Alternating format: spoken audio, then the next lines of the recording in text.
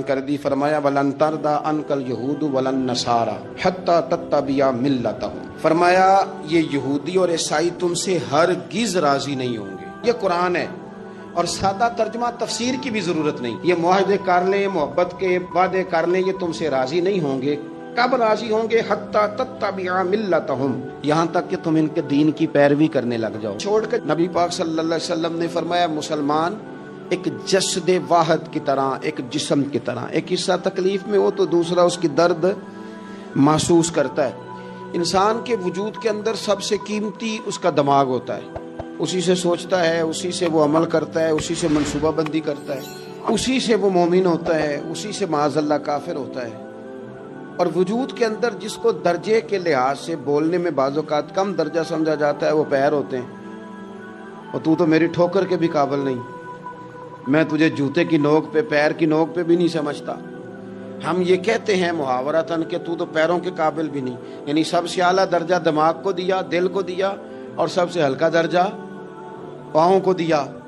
لیکن مجھے بتلائیے گا, اگر کبھی پاؤں کی سب سے چھوٹی انگلی, چھنگلیا, چیچی, اس پہ اگر کبھی زخم لگ جائے تو جسم کا سب سے اعلیٰ حصہ دماغ ہے. دماغ نے کبھی یہ کہا ہے کہ چھوڑو یہ تو سب سے نچلا درجہ ہے, نہیں جانا ڈاکٹر کے پاس, اتنا ٹائم کہاں ہے, رہنے دو, چھوٹی سی تو انگلی ہے, خیر ہے. ایسا کبھی ہوا ہے؟ دماغ فوراً کہتا ہے کہ باقی کام بعد میں کریں گے, پہلے ڈاکٹر کا پتہ کرو, اس کو مرہم پٹی کراؤ, کیونکہ اسے پتہ ہے کہ اگر یہاں درد رہی تو باقی جسم میں بھی درد رہے گی. اور یہ بھی پتہ ہے دماغ کو کہ اگر میں نے یہاں علاج نہ کرایا انگلی کا تو کہیں پیر بھی سارا زخمی نہ ہو جائے, اور اگر پیر کا علاج نہ کرایا تو ٹانگیں اور باقی وجود تک بھی زخم نہ آ جائے. لہذا دماغ جلدی فیصلہ کرتا ہے, ٹیسٹ کرانے کا, چیک اپ کرانے کا, دوائی لینے کا, مرہم پٹی کا. اور میرے بھائی مسلمان ایک وجود کی طرح ہے. یہ تو ہو سکتا ہے کچھ مسلمان ملک غریب ہوں اور کچھ کے پاس تیل کے کنویں ہوں, کچھ کے پاس سونے کے پہاڑ ہوں.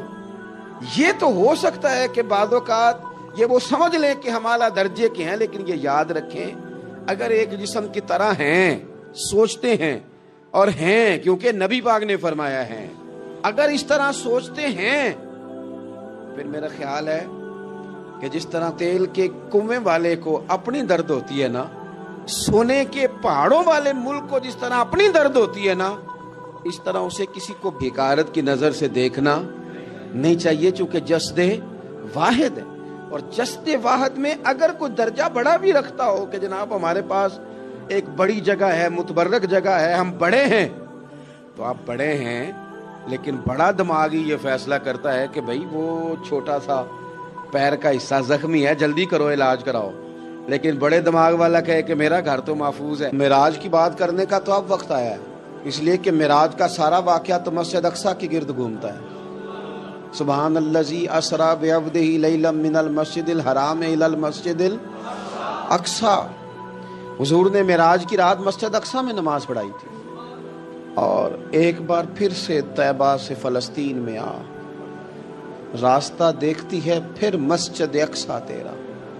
ایک بار حضور گئے تھے مکے سے مسجد اقصی, اور پھر حضور فرماتے ہیں جب میں واپس گیا نا تو کفار نے جو کہ مسجد اقصی دیکھی ہوئی تھی تو مجھ سے پوچھنا شروع کر دیا کہ مسجد اقصی کی کھڑکیاں کتنی ہیں, دروازے کتنے ہیں, پلر کتنے ہیں. جب انہوں نے سوال جواب کیے تو حضور فرماتے ہیں کہ رب کریم نے مسجد اقصی کو اٹھا کے میرے سامنے رکھ دیا. میں دیکھتا جاتا تھا, بتاتا جاتا تھا, کہہ لوں بات کر لوں. ایک دفعہ حضور مکے سے مسجد اقصی آئے, اور ایک دفعہ مسجد اقصی میرے نبی کی زیارت کے لیے مکے گئی, حضور کی زیارت کے لیے مکہ شریف گئی. اور میرے نبی تو صرف کسی چیز کی طرف ایک دفعہ دیکھ لیں تو وہاں رحمت کے پھول کھلتے ہیں. مسجد اقصی کی طرف منہ کر کے 17 مہینے میرے نبی نے نماز پڑھی ہے. مسلمانوں پتہ ہی کوئی نہیں, ہماری خبریں ہی اور ہیں, ہمارا درد ہی اور ہے, ہمیں پتہ ہی نہیں بم کہاں برس رہے ہیں, ہمیں یہ خبر ہی نہیں. اور میں اس دور میں تقریریں کر رہا ہوں جہاں سوتوں کو جگانا نہیں پڑتا, جاگتوں کو جگانا پڑتا ہے. سیانے لوگوں کو سمجھانا ہمارے ذمہ لگ گیا. کیا کریں, اس قوم کو سکھانا پڑتا ہے جسے پتہ سارا ہے, لیکن جان بوجھ کے آنکھیں ہماری بند ہیں. یہ مولوی کو بات کرتا تو لوگ کہتے دیکھو مولوی گالی دیتا ہے, لیکن اگر قائد اعظم محمد علی جناح کہے کہ اسرائیل امریکہ کی ناجائز اولاد ہے تو پھر تو تمہیں ہضم کر لینا چاہیے نا.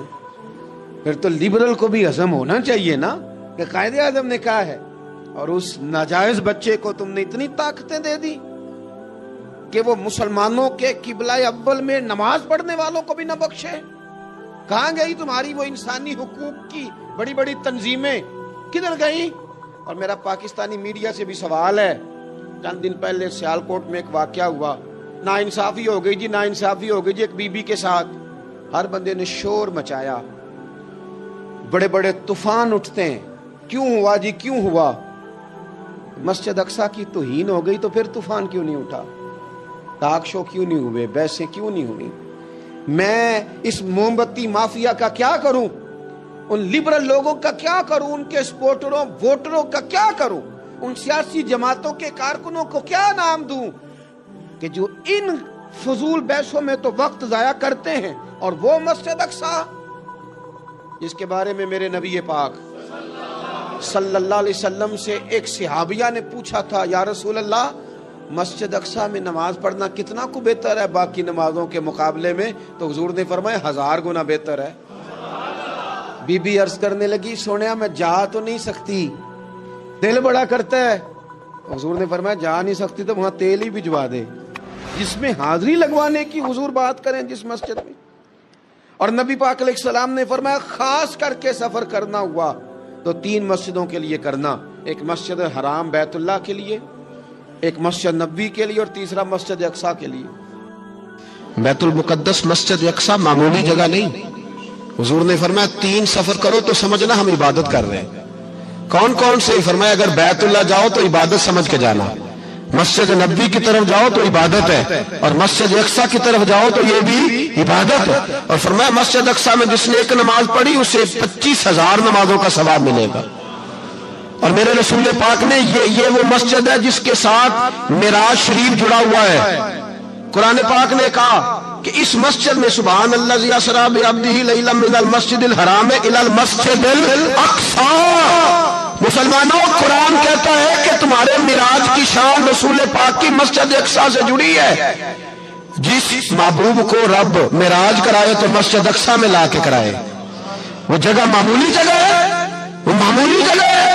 مسجد اقصی نبی پاک نے وہاں نبیوں کی امامت کرائی. 17 مہینے اس مسجد کی طرف منہ کر کے تیرے اور میرے رسول نے نمازیں پڑھی.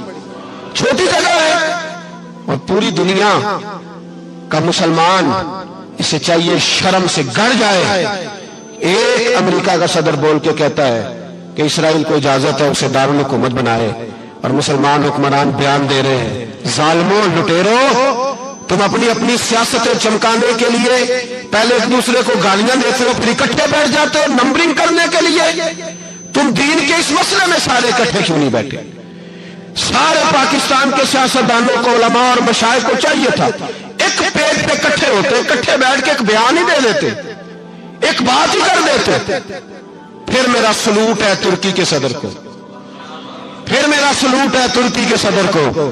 اس نے بہت عرصہ پہلے کہا تھا مسجد اقصی میری خواب میں آئی تھی, اور رو کے کہتی تھی آئے مجھے کوئی صلاح الدین ایوبی کا ماننے والا, کوئی آئے مجھے بچائے. کہتے میری خواب میں آئی تھی اور روتی تھی, کہتی تھی کوئی آئے. اور ایک شاعر نے کہا مسجد اقصی نبی پاک کو بھی بلاتی ہے, کہتی ہے ایک بار پھر طیبہ فلسطین میں آ, راستہ دیکھتی ہے پھر مسجد اقصی تیرا, ایک بار پھر سے طیبہ سے فلسطین میں آ, راستہ دیکھتی ہے پھر مسجد اقصی تیرا. کوئی بولا ہے نہیں اتنا مقدس مقام, چھوٹے چھوٹے بیانوں کہیں اکٹھے ہو جاؤ, میں بتاتا ہوں تمہیں مسئلے کا حل کیا ہے. میں بتاتا ہوں 2 کام کرو. ایک کام وہ کرو جو حضرت سلمان فارسی نے کیا تھا, سنو حل سنو مسئلے کا. میں چھوٹا آدمی ہوں پر حل سنو مسئلے کا. زندگی میں ایک کام مسلمان کر لے, جٹ بن کے, بھٹ بن کے, ارائی بن کے, پاکستانی, مصری, سعودی بن کے بڑا جی لیا. ایک کام وہ کرے جو حضرت سلمان نے کیا تھا. جب ایک کافر نے پوچھا آپ کا نام کیا ہے تو فرمایا میرا نام اسلام ہے. بولیے سارے میرا نام. کہا تمہارے باپ کا نام؟ فرمایا اسلام. دادا کا نام؟ کا اسلام. پردادا کا نام؟ بازو تیرا توحید کی قوت سے کمی ہے، اسلام تیرا دیس ہے تو مصطفی ہے۔ ایک کام وہ کرو جو حضرت سلمان نے کیا تھا۔ کافر جب پوچھے تو کہو ہم سارے اسلام ہیں، ہم سارے کیا ہیں؟ ہم پہلے مسلمان ہیں، باقی بعد میں کچھ اور چیز۔ دوسرا کام وہ کرو جو حضرت امیر معاویہ نے کیا تھا۔ سن لو یہ حال ہے اس مسئلے کا، سنو۔ حضرت مولا علی شیر خدا رضی اللہ تعالیٰ عنہ اور جناب امیر معاویہ کی جنگ ہو رہی تھی، لڑائیاں ہو رہی تھی، اختلافات تھے، فوجیں بیٹھی تھی، حضرت مولا علی اور جناب امیر معاویہ کی جنگ ہو رہی تھی۔ تو روم کے بادشاہ نے، عیسائی بادشاہ نے حضرت علی کو خط لکھا کہ میں تیرے اوپر حملہ کرنے والا ہوں۔ خط لکھا نا حضرت علی کو، تو جواب حضرت امیر معاویہ نے دیا۔ چاہیے تھا نا مولا علی جواب دیتے، حضرت امیر معاویہ بولے اور بول کے کہنے لگے اور روم کے کتے ہم گھر میں جتنا مرضی لڑے، یہ نہ سمجھنا تو علی پہ حملہ کرے گا تو میں تماشا دیکھوں گا۔ فرمایا تو علی پہ حملہ کر تو صحیح، علی سپہ سالار ہوگا اور امیر معاویہ اس کا سپاہی ہوگا۔ گھر میں جتنا مرضی لڑے پر رسول اللہ کے نام پہ ہم اکٹھے ہو جایا کرتے، یہ رسول اللہ کا دین ہے، اس پہ ہم اکٹھے ہیں، یکجان ہیں۔ فرمایا علی سپہ سالار ہوگا اور امیر معاویہ سپاہی ہوگا، اکٹھے نکلیں گے اور کفر کو بتائیں گے کہ اگر تم مسلمانوں کی طرف دیکھو گے پھر ہم یکجان ہیں، پھر ہم بولیے پھر ہم گنبد خضرا کے سائے تلے ایک ہیں، ایک ہیں، ایک تھے اور ایک رہیں گے۔ اس لیے یہ دو کام اگر مسلمان کرے، دو کام، ٹھیک ہے اختلاف ہو گئے، بڑا کچھ ہو گیا، لیکن ان سے کہیں کہ جب تم آؤ گے تو پھر ہمیں علیحدہ علیحدہ نہیں پاؤ گے، پھر ہمیں تم اکٹھے پاؤ گے، اکٹھے میدان میں نکلیں گے۔ اور کوئی اتنی لمبی چوڑی بات نہیں، میں کیا کروں، میرا تو آئیڈیل بنتا جا رہا ہے طیب اردگان۔ عجیب بات ہے نا کہ اس کے پاس اپنی طاقت آپ سے کمزور ہے، آپ کی تگڑی ہے، اس کے پاس جو فوجی طاقتیں ہیں وہ اپنی جگہ پر، آپ کی فوجی طاقتوں کا لوہا مانتی ہے دنیا، لیکن پھر مجھے کہنے دو نا، میدان میں بندہ ایٹمی طاقت سے نہیں لڑتا، ایمان کی قوت سے لڑتا ہے۔ اور بول اٹھا ہے نا، کیا کر لیا اس نے اپنی پارلیمنٹ سے خطاب کیا ہے، مطالبہ ہے، علماء سے گزارش ہے، مشائخ سے گزارش ہے، ہر مکتبہ فکر کے آدمی سے گزارش ہے، علماء اور سیاستدانوں سے اپیل ہے کہ پارلیمنٹ کا مشترکہ اجلاس بلائیں، مشترکہ، اس میں ہر سیاسی جماعت کا لیڈر بیٹھے اور اکٹھے بیٹھ کے ان کو یہ میسج دے کہ بازو تیرا توحید کی قوت سے قوی ہے، اسلام تیرا دیس ہے تو مصطفی، اور ان کو بتائیں کہ ہزاروں قومیں وجود میں آئیں، دہر میں خشک و تر کے رشتے سے ہم نے بنیاد دوستی رکھی، یاد خیر البشر کے رشتے سے۔ مسلمان ہی نہیں ہوتا۔ صلاح الدین ایوبی اپنے خیمے میں بیٹھے ہیں تو ایک بی بی آ گئی، اس قبیلے کا کوئی شخص مسلمان نہیں ہوتا، بی بی آئی، آگے کہنے لگی میرے 4 بیٹے جنگ میں کھو گئے، چھوٹے چھوٹے بچے جنگ میں کھو گئے، مل نہیں رہے، فوجیوں کو حکم دے مجھے میرے بچے تلاش کر کے دیں۔ صلاح الدین ایوبی نے جھٹ پر سر پہ امامہ باندھا، نیزہ پکڑا، سینے بند باندھا، اپنے جبے کو سمیٹا اور باہر کہنے لگی تو کدھر جا رہا ہے؟ کہنے لگا میں خود تیرے بچے تلاش کر کے دوں گا۔ صلاح الدین چند سپاہی ساتھ گلی گلی نکلے، گلی گلی فجر کے نکلے، اثر ہو گئی، تھک گئے، 2 نمازیں صحرا میں پڑھی، جنگل کے اندر پہنچے تو ایک کونے میں 4 بچے ایک جگہ ڈرے اور سہمے ہوئے بیٹھے ملے، صلاح الدین ایوبی اٹھا کے لائے، ماں کو کہنے لگے تیرے بچے ہیں، نکلا اس لیے تھا کہ میرے نبی نے فرمایا بچے جدا ہوں تو ماں کو درد بڑا ہوتا ہے، اور میرے رسول نے فرمایا تھا جب جنگ کرنے جاؤ تو کھیت برباد نہ کرنا، فصلیں تباہ نہ کرنا، بچوں کو ماں سے جدا نہ کرنا۔ فرمایا میں سوچ رہا تھا تیرے بچے کہیں میری وجہ سے جدا ہو گئے تو مصطفیٰ کو جواب کیا دینا؟ فرمایا تیرے بچے ڈھونڈ کے لایا ہوں۔ بچے ماں کے پاس آنے لگے تو ماں نے بڑے بیٹے کے منہ پہ تھپڑ مارا، کہتا ہے اماں کیا ہوا؟ کہنے لگے تو نے سنا نہیں کہ دشمن کے بچوں کی اتنی حفاظت کرتا ہے، میرے پاس نہ جا، اس کے قدموں میں بیٹھ جا، جس نبی کے غلام اتنے سچے ہیں وہ نبی کتنا سچا ہوگا۔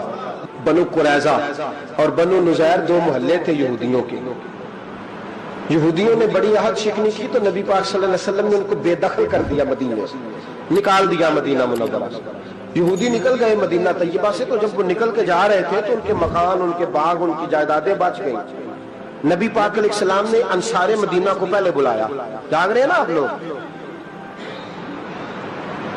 پیسے آتے کسی کو برے لگتے، اب تو یہ بھی حلال حرام کی تمیز بھی اٹھتی جا رہی ہے۔ جائیداد باغ مال علاقہ خالی ہوا ہے، وہ چلے گئے اور لوگ تو ڈھونڈتے پھرتے ہیں۔ اللہ خیر فرمائے شاملہ ہر جگہ ملتی نہیں اب شہروں میں، وہ کس کس نے نام کرا لیا، کدھر گئی ہے کوئی خبر ہی نہیں، خالی جگہ پڑی ہے۔ میرے نبی پاک علیہ السلام نے پہلے انصار مدینہ کو بلایا، حضور نے فرمایا انصاریوں بہت بڑی جائیدادیں یہودیوں کی بنو نذیر اور بنو قریظہ محلے خالی ہو گئے، میرا دل کرتا ہے وہ تمہیں دے دوں، اس لیے کہ تم نے اپنے مہاجر بھائیوں کے ساتھ بڑا تعاون کیا، جائیدادیں تم نے دے دی ہیں، مکانات دے دیے ہیں، بڑا کچھ تم نے دیا ہے، میرا دل کرتا ہے وہ تمہارے نام کر دوں۔ تو انصار مدینہ کیا کہنے لگے یا رسول اللہ دے تو ہم نے دیا ہے پر وہ بیچارے جھچکتے ہی رہتے ہیں، وہ جھچکتے ہی رہتے ہیں، کھول کے ہماری چیزیں استعمال نہیں کرتے۔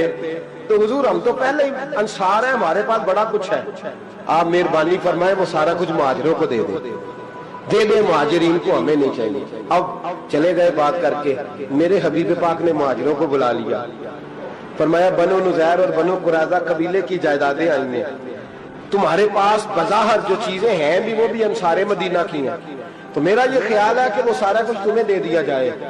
ابو بکر صدیق رضی اللہ تعالیٰ عنہ کہنے لگے یا رسول اللہ صلی اللہ علیہ وسلم ہمارے انصار بھائیوں نے ہمارے لیے دل تک کھول دیے ہیں، حضور انہوں نے ہر چیز بانٹ کے ہمارے سامنے رکھ دی ہے، ہم اتنے خرد غرض ہیں کہ سارا کچھ لپیٹ جائیں۔ کہ حضور ہمارے پاس جو مکان ہے وہ ہے، ہم کاروبار کر رہے ہیں، تجارتیں کر رہے ہیں، مزدوریاں کر رہے ہیں، ہم انشاءاللہ اور بنا دیں گے، آپ یہ ہماری طرف سے ہمارے انصار بھائیوں کو گفٹ کر دیں، آپ انہیں دے دیں۔ میرے حبیب کی آنکھوں میں آنسو آ گئے، میرے نبی پاک علیہ السلام رو پڑے، یا رسول اللہ کیوں روتے ہیں؟ فرمایا تمہارا یہ بھائی چارہ قائم رہا تو اللہ اسلام کو بڑی قوتیں عطا فرمائے گا، اللہ طاقتیں دے گا اسلام کو، اگر تمہارا یہ رنگ قائم رہا، یہ انداز، میرے غلاموں تمہارے یہ طور طریقے، ایک بھائی کہتا ہے دوسرے کو، دوسرا کہتا ہے تیسرے کو۔ مسلمانوں کی نا ایک تعداد لڑتے لڑتے دور چلے گئی، تاتاریوں نے قید کر لیا، 4 مسلمان تھے، تبلیغ کرنے گئے، جنگ کرنے گئے، جہاد کرتے کرتے کافروں سے لڑتے تاتاری قوم میں چلے گئے، وہاں قید کر لیے گئے تو سزائے موت کا حکم ہوا، 4 بزرگ تھے، سزائے موت کا حکم ہوا تو تاتاری بادشاہ جو تھا وہ بڑا خلاف تھا، بڑا سخت مخالف تھا مسلمانوں کے، اس نے کہا کہ ان کو جب پھانسی دینا نا مسلمانوں کو تو میرے سامنے دینا۔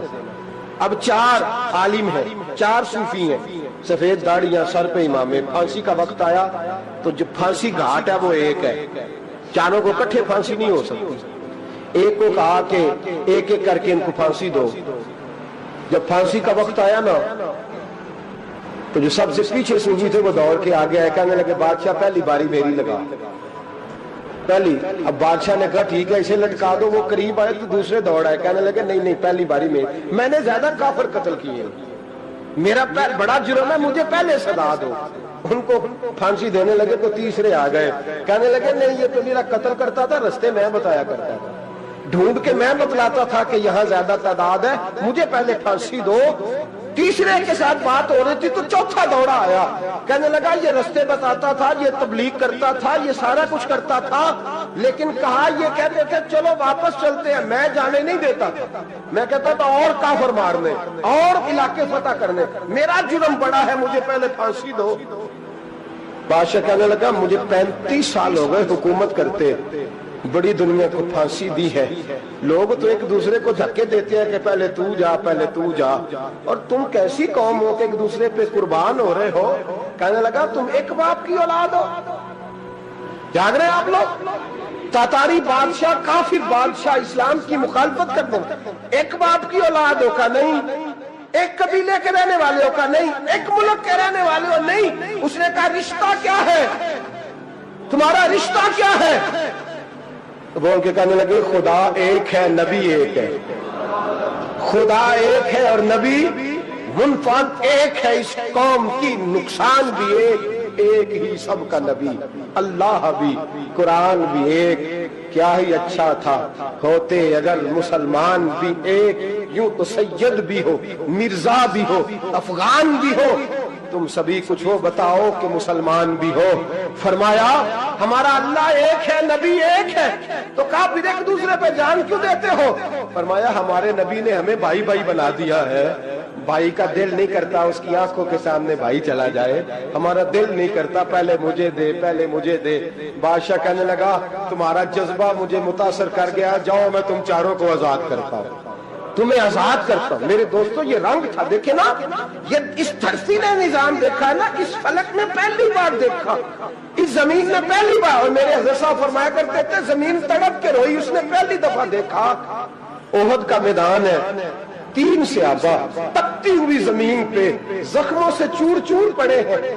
حضرت انس بن نضر رضی اللہ تعالیٰ عنہ پانی کا پیالہ لے کے پہنچے، ایک زخمی سے کہا تجھے پانی پلانا ہے، تو کہنے لگا میرے زخم تھوڑے ہیں، وہ جو ساتھ پڑا اس کے زخم گہرے ہیں، پہلے اسے پانی پلا دے، جا اسے دے دے۔ اس کے پاس پہنچے تو وہ کہنے لگا وہ مجھ سے پہلے گرا تھا، اس کا زخم زیادہ گہرا ہے، اسے پانی پلا۔ تیسرے کے پاس گئے تو کہنے لگا چوتھا تڑپ زیادہ رہا ہے، اس کی عمر زیادہ ہے، میں تو جوان ہوں برداشت کر لوں، بڑھاپے کی وجہ سے نڈھال ہو گیا ہے، پہلے اسے پانی پلا۔ چوتھا کہنے لگا 5ویں کے پاس جا، 5واں کہنے لگا 6 کے پاس جا۔ حضرت انس بن نضر کہتے میں رو پڑا، میں نے کہا محمد کے غلاموں، رسول نے تمہیں کیسا جذبہ دے دیا ہے، زبانیں پیاس سے باہر ہے لیکن تمہاری اخوت مرتے دم تک قائم ہے۔ کہتے میں 7ویں کے پاس گیا تو کہنے لگا اگر 6 قربانی دے سکتے ہیں تو مجھے خود غرض نہ سمجھ، میں نے نہیں پانی پینا، جا پہلے کے پاس لے جا۔ کہتے میں پہلے کے پاس آیا تو روح پرواز کر گئی، دوسرے کے پاس آیا تو روح پرواز کر گئی، میں 7ویں تک آیا تو انتقال کر گئے۔ کہتے ہیں پانی کا پیالہ میں نے اٹھایا اور میں نے زمین پہ رکھا تو میں نے کہا پانی کھوا رہنا، محمد کے غلام مر تو جاتے ہیں پر ایک دوسرے کا خیال بڑا رکھا کرتے ہیں، کھوا رہنا یہ مر جایا کرتے لیکن ایک دوسرے کا درد۔ میرے دوستو لٹا ہوا برما، روتے ہوئے مسلمان، سسکیاں اور آہیں لیتی ہوئی مائیں پوچھتی ہیں اے خاصا اے خاصان رسول وقت دعا ہے، امت پہ تیری آ کے عجب وقت پڑا ہے، وہ دین جو بڑی شان سے نکلا تھا وطن سے، پردیس میں وہ دین آج غریب الغربا ہے، فریاد ہے اے کشتی امت کے نگہباں، بیڑا یہ تباہی کے قریب آن لگا ہے۔ اور کیا خوبصورت جملے کہے تھے کہ نبی پاک صلی اللہ علیہ وسلم نے، حضور نے فرمایا تھا میرا مومن ایک جان کی طرح ہوتا ہے، ایک جان کی طرح ہوتا ہے، ایک کو تکلیف ہو جسم کے ایک حصے کو سارا حصہ پریشان ہوتا ہے، فرمایا یہ ایک مکان کی طرح ہے، ایک اینٹ دوسری اینٹ کو مضبوط کرتی ہے، فرمایا یہ مضبوط لوگ ہیں، یہ مضبوط لوگ۔ حضرت عمر فاروق کا زمانہ ہے، ایک آدمی نے سیری بھیج دی ایک گھر میں بطور تحفہ، قحط کا زمانہ تھا، گوشت ملتا نہیں تھا، جانور، ایک آدمی نے سیری بھیج دی ایک آدمی کے گھر میں۔ اس نے کیا کیا، اس نے اپنی بیوی سے کہا ہماری تو خیر ہے، ساتھ والا پڑوسی زیادہ غریب ہے، ادھر نہ بھیج دے، یہاں گندم امیر شہر کی ہوتی رہی خراب اور بچی کسی فقیر کی فاقوں سے مر گئی، کہا ساتھ والے پڑوسی کے گھر سے میں کئی دنوں سے بھوک کی آوازیں وہاں بھیج دے۔ اس کے گھر گئی تو اس کی بیوی شوہر کو مشورہ دیتی ہے، کہتی ہے میرے بچے تو دلیر ہیں، ساتھ والے کے چھوٹے ہیں، وہ گزارا نہیں، ادھر نہ بھیج دیں۔ ادھر گئی، ایک روایت ہے 7 گھر، ایک روایت ہے 21 گھر، 21 گھروں میں گھومتی ہوئی وہ سری پھر پہلے کے گھر میں آ گئی، اور پہلا صحابی کہنے لگا صرف تو نہیں محمد کا کلمہ نہیں پڑھا، باقی بھی اس نے بھی پڑھا ہوا ہے، صرف تو نے ہی رسول اللہ سے یہ درس نہیں لیا، باقیوں نے بھی لیا ہے، اور صرف تیرے اندر ہی جذبہ اظہار نہیں، تو ہی صرف مسلمانوں سے پیار نہیں کرتی، سارے ہی پیار کرتے ہیں۔ وہ سری پھر آ گئی ہے، اب کیا کرنا ہے، اب کیا کرنا ہے؟ امام نبی نے لکھا ہے، وہ کہنے لگی کرنا کیا ہے، پکاؤں گی میں اور کھائیں گے 21 گھر، پھر بھی اکیلے نہیں کھائیں گے، پکاؤں گی میں اور کھائیں گے 21 گھروں کے مطابق شوربہ پکا، اور پھر برتن میں ڈال کے وہ بی بی ایک گھر کا دروازہ کھٹکھٹاتی ہے، کہتی ہے مصطفیٰ کے غلاموں نکلو باہر اور کھاؤ، اس لیے کہ جس نبی نے مجھے پیار کا حکم دیا اسی نے تمہیں بھی پیار کرنا سکھایا ہے، یہ رنگ چشم فلک نے سکھایا ہے۔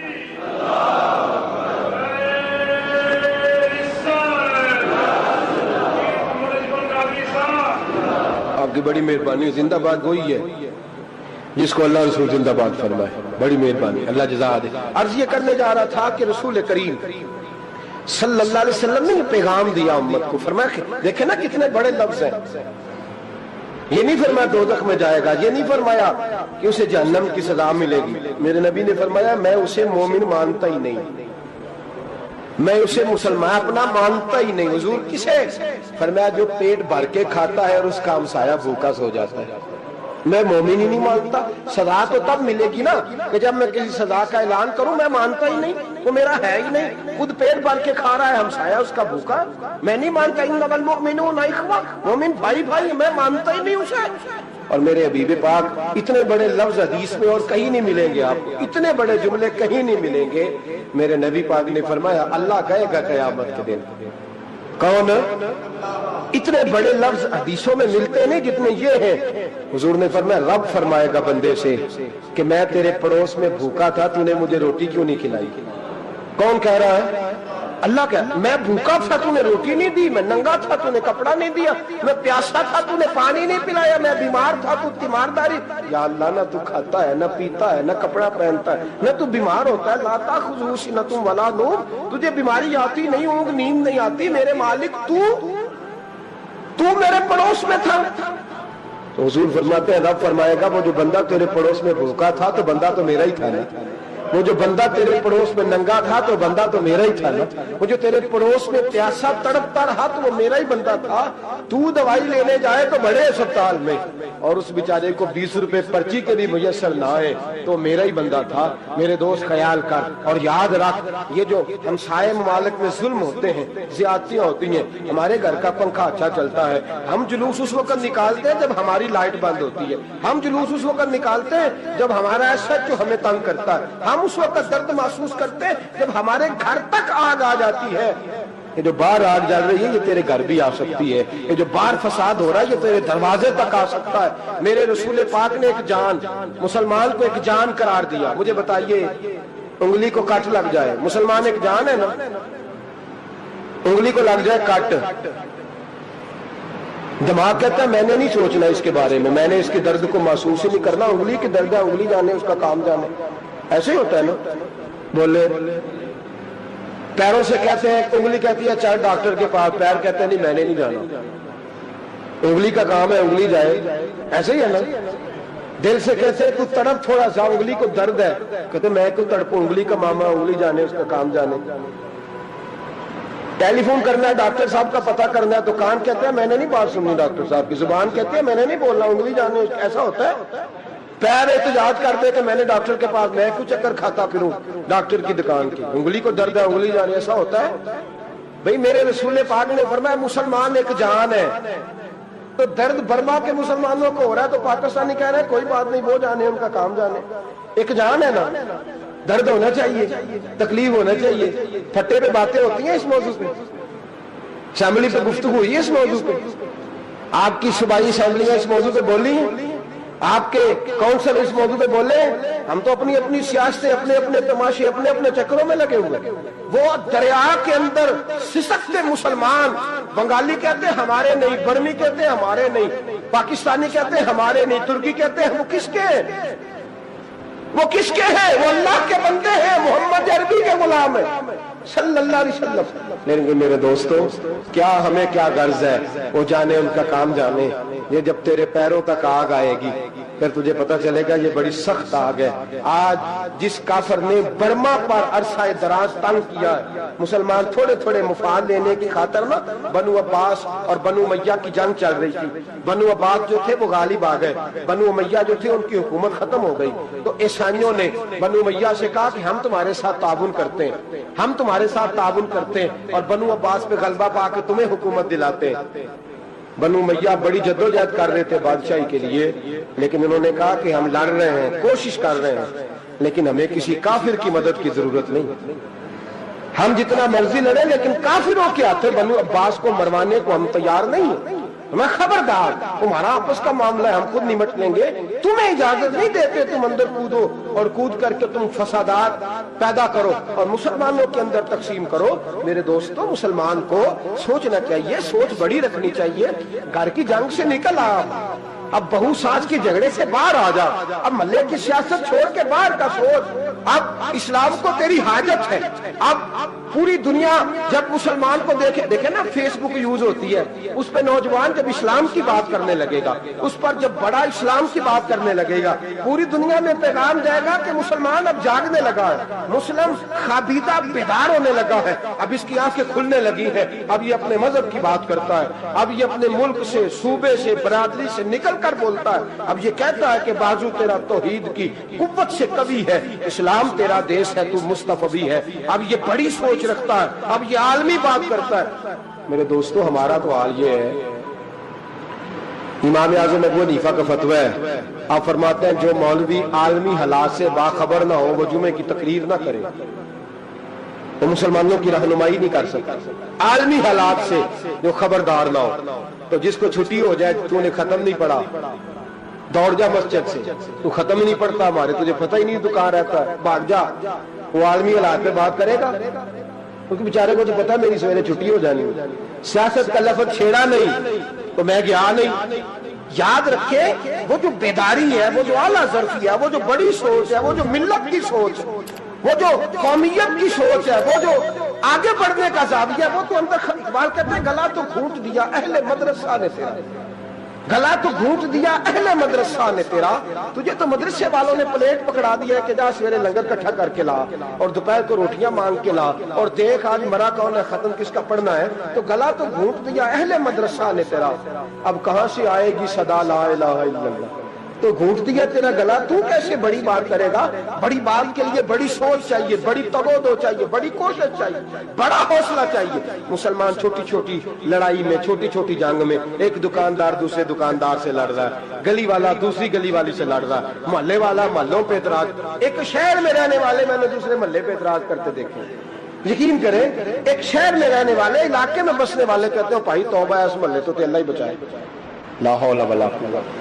وہ جو تقسیم در تقسیم کی سوچ ہے, اس نے چھوٹے چھوٹے ٹکڑوں میں مسلمانوں کو بانٹ دیا ہے. چھوٹی چھوٹی تقسیم ہے, چھوٹا چھوٹا ہمارا مزاج ہے, چھوٹی سوچ ہے. بڑی سوچ کی بات سنیے. صلاح الدین ایوبی, جاگ رہے نا آپ لوگ, تو آخر حضرت صاحب ایڈی وڈی گل چھیڑ چھڑی ہے, یہ مطلب ہی کون نہیں, کنے برما جانا ہے تو کنے مدد کرنی ہے. میں تو بھائی فریضہ سر انجام دے رہا ہوں. میرے نبی نے فرمایا برائی کو یا ہاتھ سے بدل, ہاتھ سے نہیں بدل سکتا تو زبان سے تو بولنا. تو میں معذور ہوں, کمزور آدمی ہوں, ہاتھ سے بدلنے کی طاقت نہیں رکھتا, تو دوسرے درجے پہ تو مجھے عمل کرنے دو نا. اثر کرے نہ کرے سن تو لے میری فریاد, نہیں ہے داد کا طالب یہ بندہ آزاد. رونے تو دو, تڑپنے تو دو, آہیں تو بہانے دو, سسکیاں تو لینے دو, مار کھائیے تو تڑپنے تو دو.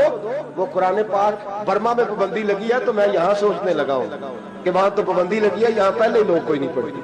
معاذ اللہ تعالیٰ حالات دن پہ دن مسلمانوں کے لیے ایک ایک کر کے. افغانستان میں جو آگ لگی تھی, پھر وہ عراق میں بھی لگی, پھر وہ لیبیا میں بھی لگی, پھر وہ مصر میں بھی لگی, پھر وہ یمن میں بھی لگی, سعودی عرب میں دھماکے ہوئے. میرا دل تڑپا ہے, مجھے پریشانی ہوئی.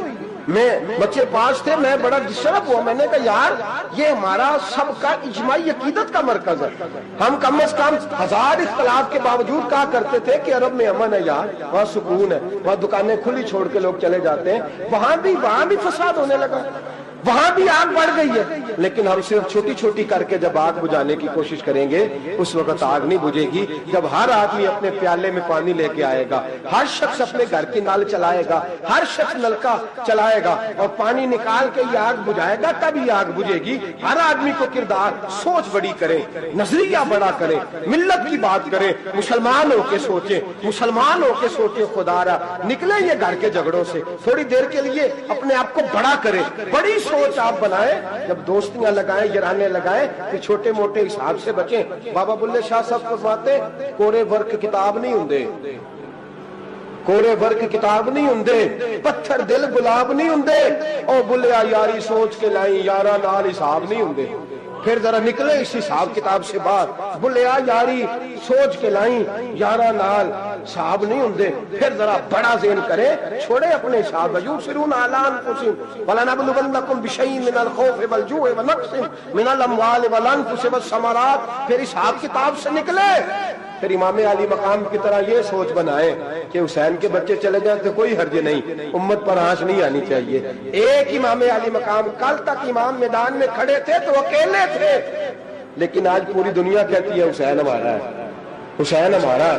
آج نظریہ امام علی مقام زندہ ہے، تو اکیلا ہے تو کھڑا ہو، یہ نہ کہا کر چھوٹی سی مسجد ہے، ایک کونا کا کھڑکاوا، مولانا تقریر کر رہے ہیں تو کیا بنے گا، ایک آواز کہیں سے گونجا کرتی ہے، پھر اس میں تاثیر میرا اللہ پیدا فرما دیا کرتا ہے، پھر اس کے اندر قوت میرا رب پیدا فرما دیا کرتا ہے، پھر اللہ اس میں تاثیر پیدا کر کے چار دانگ عالم میں پھیلا دیا کرتا ہے۔ صلاح الدین ایوبی، مسلمانوں پہ ظلم ہوا، فلسطین میں آگ لگی اور پورے فلسطین کی گلیاں خون سے بھر گئیں، ایک دن کے اندر 70,000 مسلمان قتل ہوا۔ گھوڑوں سے سڑکوں پہ چلا نہیں جاتا تھا، گھوڑے پھسلتے تھے، اتنا خون تھا، اور کچی سڑکیں تھی، اتنا خون تھا، پہلے کچی زمین نے خون پیا، پھر خون اس سے باہر آیا، پھر بھی اتنا 70,000 آدمی قتل ہوا۔ صلاح الدین ایوبی کون تھے؟ میرے غوث اعظم جیلانی کے مدرسے کے طالب علم تھے۔ جامعہ نظامیہ مدرسہ، یہ مدرسے ہیں جنہوں نے دین کے مجاہد پیدا کیے، مدارس ہیں جنہوں نے دین کے مجاہد پیدا کر کے پوری دنیا کے اندر پھیلائے ہیں۔ مدارس کے اندر دہشت گردی آئی، میں اختلاف نہیں کرتا، لیکن ابھی بھی مدرسے ہیں جن مدرسوں سے رسول اللہ کے دین کا سچا درس دیا جاتا ہے، امن، پیار اور محبت کی فضا کو عام کیا جاتا ہے وہ مدارس، اور انشاءاللہ قیامت کی صبح تک وہ مدرسے قائم رہیں گے۔ صلاح الدین ایوبی مدرسے کے طالب علم ہے، مدرسے کا، لیکن مدرسہ اس کا تھا جو ساتھ درویش بھی تھا، جو ساتھ اللہ رسول کے احکامات محبت کے ساتھ کھلانے والے غوث اعظم جیلانی کا مدرسہ تھا، اس مدرسے کا پڑھنے والا طالب علم۔ دیکھیں نا، علم دین شہید کون تھا؟ نعتیں پڑھنے والا تھا نا، ختم دلانے والا تھا۔ احمد چیمہ شہید کون تھا؟ نعتیں پڑھنے والا تھا نا۔ یہ نعتیں وہ چیز ہوتی ہے جو دلوں کے اندر اثر پیدا کر دیتی ہے، جو نبی پاک کی محبت کو پروان چڑھاتی ہے، اور یہی چراغ جلے گا تو روشنی ہوگی۔ صلاح الدین ایوبی اکیلا اپنے دوستوں سے کہنے لگا مسلمانوں کی مدد، چند سالوں میں نکلو مدد کریں۔ انہوں نے کہا تیرے نکلنے سے کیا ہوگا؟ کہنے لگا میں نے نہیں نکلنا، میرے اللہ نے میری مدد کرنی ہے، میرے اللہ نے میری اٹھ باندھ کمر، کیا ڈرتا ہے پھر دیکھ خدا کیا کرتا ہے، اور میں مجھے نکلنے دے، اللہ میری مدد کرے گا۔ تھوڑا تھوڑا کر کے فوج جمع کی، کوشش کی۔ چند سالوں کے بعد اسی جگہ جہاں مسلمانوں کا خون بہا تھا، اللہ نے اسلام کا جھنڈا پھر سے بلند کر دیا۔ صلاح الدین ایوبی فاتح بن کے مسجد اقصی کے دروازے پہ کھڑا ہے۔ چند سال گزرے، عیسائیوں کا اپنا وہ ظلم ابھی یاد ہے، اور عیسائی سارے لیڈر کہتے ہیں تیاری کر لو، اب ہمارے بچے کاٹے جائیں گے، عورتیں بیوہ ہوں گی، گردنیں کٹیں گی، اب دیکھنا جتنا خون ہم نے بہایا تھا مسلمان اس سے دگنا بہائیں گے۔ صلاح الدین ایوبی گھوڑے پہ کھڑے ہیں اور پوچھتے ہیں او عیسائیوں بتاؤ تمہارے ساتھ کیا کروں؟ گردنیں جھک گئیں، جواب کوئی بھی نہیں۔ کہا تم نے 70,000 مسلمان ایک دن میں مارا تھا، بولو تمہارے ساتھ کیا کروں؟ تم نے ایک دن میں مسلمان یوں کاٹے جیسے گاجر مولی کاٹی جاتی ہے، بولو کیا کروں؟ عیسائی کہنے لگے ہمیں اپنے ظلم یاد ہے، تشدد یاد ہے، بربریت یاد ہے، تو بہتر جانتا ہے تو نے کیا کرنا ہے۔ صلاح الدین ایوبی گھوڑے پہ فاتح کھڑا ہے، آنکھوں میں آنسو آئے، تڑپ کے رویا، کہنے لگا میں تمہارے ساتھ وہی سلوک کروں گا جو میرے مصطفیٰ نے قریش مکہ کے ساتھ فرمایا تھا، لا تصریب علیک، جاؤ تم پر کوئی زیادتی، جاؤ تم آزاد ہو۔ اس نے کہا تو کر کیا رہا ہے؟ کہنے لگا میں کیا کروں، میں اس محمد کا ماننے والا ہوں جس نے معاف کرنا سکھایا ہے صلی اللہ علیہ وسلم، میرے پیروں میں زنجیر ہے رسول اللہ کی غلامی کی، جاؤ تم آزاد ہو۔ اس نے کہا تم آزاد ہو، لوگوں نے کلمہ پڑھنا شروع کر دیا، اشہد ان لا الہ الا اللہ واشہد ان محمدن عبدہ۔ سارے قبیلے کے کچھ نہ کچھ لوگ مسلمان، ایک قبیلہ رہ گیا مسلمان ہی نہیں ہوتا۔ صلاح الدین ایوبی اپنے خیمے میں بیٹھے ہیں تو ایک بی بی آ گئی، اس قبیلے کا کوئی شخص مسلمان نہیں ہوتا۔ بی بی آئی، آ کے کہنے لگی میرے 4 بیٹے جنگ میں کھو گئے، چھوٹے چھوٹے بچے جنگ میں کھو گئے، مل نہیں رہے، فوجیوں کو حکم دے مجھے میرے بچے تلاش کر کے دیں۔ صلاح الدین ایوبی نے جھٹ پٹ سر پہ امامہ باندھا، نیزہ پکڑا، سینے بند باندھا، اپنے جبے کو سمیٹا اور بات کہنے لگی تو کدھر جا رہا ہے؟ کہنے لگا میں خود تیرے بچے تلاش کر کے دوں گا۔ صلاح الدین چند سپاہی ساتھ گلی گلی نکلے، گلی گلی فجر کے نکلے اثر ہو گئی، تھک گئے، 2 نمازیں صحرا میں پڑھی، جنگل کے اندر پہنچے تو ایک کونے میں 4 بچے ایک جگہ ڈرے اور سہمے ہوئے بیٹھے ملے، صلاح الدین ایوبی اٹھا کے لائے، ماں کو کہنے لگے تیرے بچے ہیں، نکلا اس لیے تھا کہ میرے نبی نے فرمایا بچے جدا ہو تو ماں کو درد۔ اس کرم کے سوا اور کیا چاہیے، ہوں نبی کا گدا اور کیا چاہیے، دین دنیا ملی آپ کے فیض سے، اس سے بڑھ کر بھلا اور کیا چاہیے، دین دنیا ملی آپ کے فیض سے، اس سے بڑھ کر بھلا اور کیا چاہیے، اس کرم کے سوا اور کیا چاہیے، ہوں نبی کا غدا اور کیا چاہیے، تم خدا کے ہو اور ہے خدا آپ کا، تم خدا کے ہو اور ہے خدا آپ کا، میں ہوں تم پر فدا اور کیا چاہیے، میں ہوں تم پر فدا اور کیا چاہیے، میرے لب پر محمد محمد رواں، دل میں یاد خدا اور کیا چاہیے، دل میں یاد خدا اور کیا چاہیے، اس کرم کے سوا اور کیا چاہیے، ہوں نبی کا وعدہ اور کیا چاہیے، اس کرم کے سوا اور کیا چاہیے، حق کا احسان ہے اپنے بندوں پہ، حق کا احسان ہے اپنے بندوں پہ، یہ دے دیا مصطفیٰ اور کیا چاہیے، دے دیا مصطفیٰ اور کیا چاہیے، نعت لکھتے ہیں جو نعت پڑھتے ہیں جو، نعت لکھتے ہیں جو نعت پڑھتے ہیں جو، بخش دے گا خدا اور کیا چاہیے، بخش دے گا خدا اور کیا چاہیے، اس کرم کے سوا اور کیا چاہیے، ہوں نبی کا غدا اور کیا چاہیے، کہہ دیا لاکھ ظلموں پہ لا تک نہ تو، کہہ دیا لاکھ ظلموں پہ لا تک نہ تو،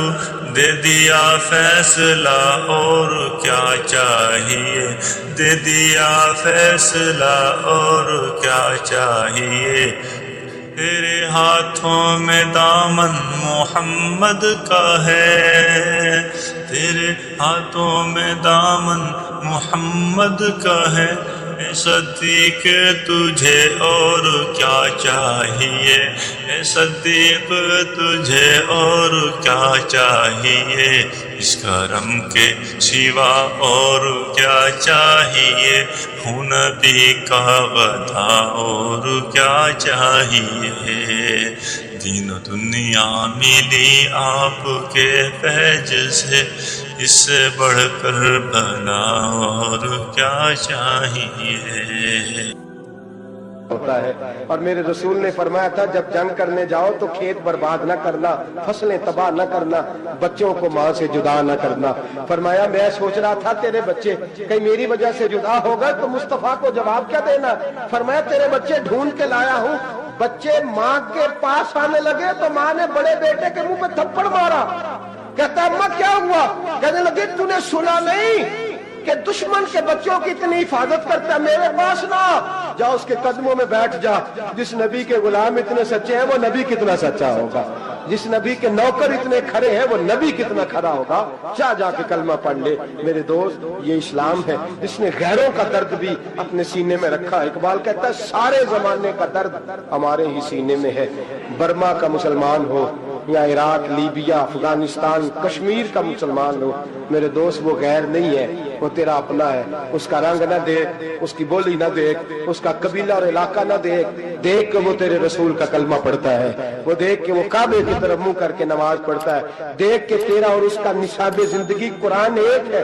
میرے دوست کچھ نہیں کر سکتا تو دعا تو کر دیا کر، کچھ نہیں کر سکتا تو التجا تو کر دیا کر. اللہ کے حضور یہ تو کہا کر کہ اللہ مسلمان جہاں بھی ہیں تو ان کی مدد فرما، اللہ مسلمان جہاں بھی ہیں تو ان کی غیبی امداد فرما. یہ دعا تو میرے دوستوں ضرور کیا کرو. سوچ بڑی کریں، جب بھی آپ بولیں، جب بھی آپ لکھیں، جب بھی کسی سے بات کریں تو بحیثیت مسلمان کے بات کریں، بحیثیت ایک نبی پاک کے غلام کے بات کریں. اپنی زندگی اس انداز میں ترتیب دیں کہ پہلے آپ مسلمان ہیں، اس کے بعد آپ کچھ اور ہیں. پہلے اسلام کی بات کریں.